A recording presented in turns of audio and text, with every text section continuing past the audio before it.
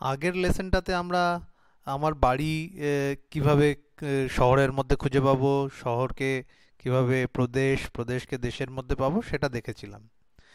এইখানে আমরা আরও কোনো আরও যে বড় জায়গা হতে পারে সেইটা দেখব। তো এখানে আমরা দেখছি পৃথিবী। পৃথিবী আমাদের দেশ, ভারতবর্ষ পৃথিবীতে রয়েছে। এবং তোমরা দেখে অবাক হবে যে যখন আমরা এর মধ্যে যা যা আরো বড় জিনিস হতে পারে সেগুলো দেখব, সত্যি সেটা কত বড়। আমি যখন ছোট ছিলাম আমিও তখন খুব অবাক হয়েছিলাম। আচ্ছা, প্রথমে যেটা দেখব, পৃথিবী রয়েছে সৌরমণ্ডলের মধ্যে, সৌরজগতের মধ্যে। সৌরজগতের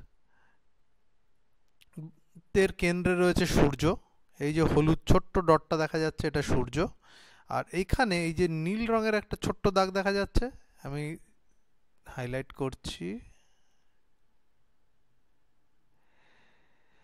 ঠিক ওই মাঝখানে যেটা রয়েছে সেটা হলো আমাদের পৃথিবী।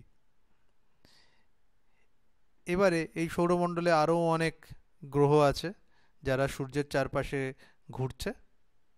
পরে আমরা অন্যান্য যে পার্ট আছে সেগুলোতে আরও বিস্তারিতভাবে এদের সম্পর্কে পড়ব। আহ, এই যে সৌরমণ্ডলী, এরকম অনেক সৌরমণ্ডলী আমাদের আহ, আহ, আশেপাশে আছে। তো আমরা যদি আমাদের আশেপাশে যে নক্ষত্রমণ্ডলী রয়েছে, সোলার সিস্টেমের আশেপাশে, সৌরমণ্ডলের আশেপাশে যে নক্ষত্রমণ্ডলী আছে তাদের দেখি, তাহলে তার মধ্যে আমি অনেক আরও নক্ষত্রমণ্ডলী দেখতে পাবো, যেমন আলফা সেন্টুরি। এবং এর মধ্যেই আমাদের সবচেয়ে কাছের নক্ষত্র, যেটা সূর্য থেকে সবচেয়ে কাছের নক্ষত্র, সেটা হলো প্রক্সিমা সেন্টুরি, সেটাও আছে।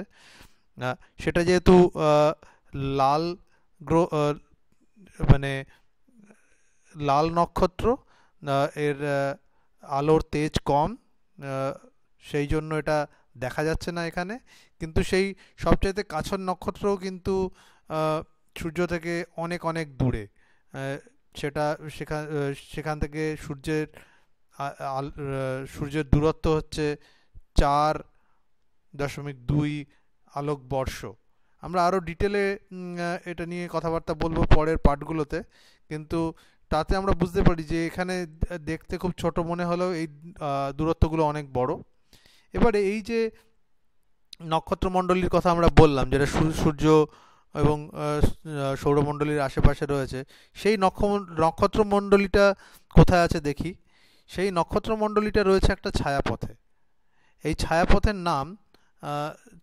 নাম হচ্ছে আকাশগঙ্গা।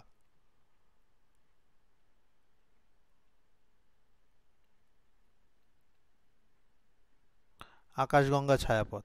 এই আকাশগঙ্গা ছায়াপথে যদি দেখি, এখানে এই যে দাগ দিয়ে দেখানো আছে, এটা হলো আমাদের সৌরমণ্ডল ও তার আশেপাশের নক্ষত্রমণ্ডলী। তাহলে বুঝতে পারছো যে আকাশগঙ্গা কত বড়। এর চাইতেও অনেক বড় কিছু হতে পারে। সেটা হলো, এবার আমরা দেখব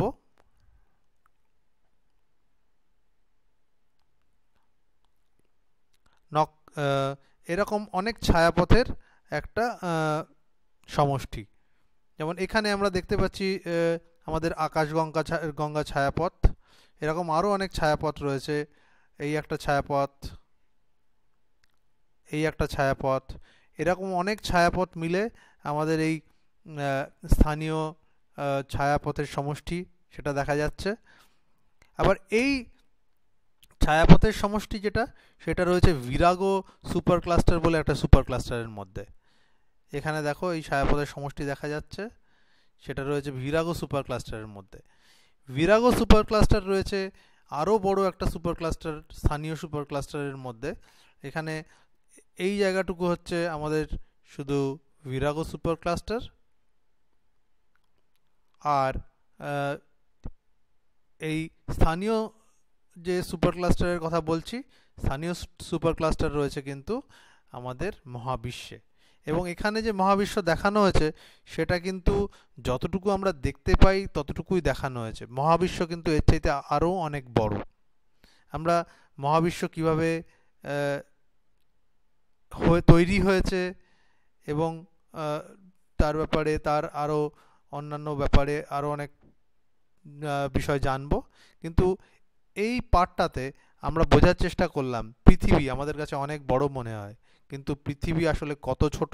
পৃথিবী সৌরমণ্ডলীর একটা অংশ, সৌরমণ্ডলী অনেক ওগুলো নক্ষত্রমণ্ডলী আছে তার একটা অংশ।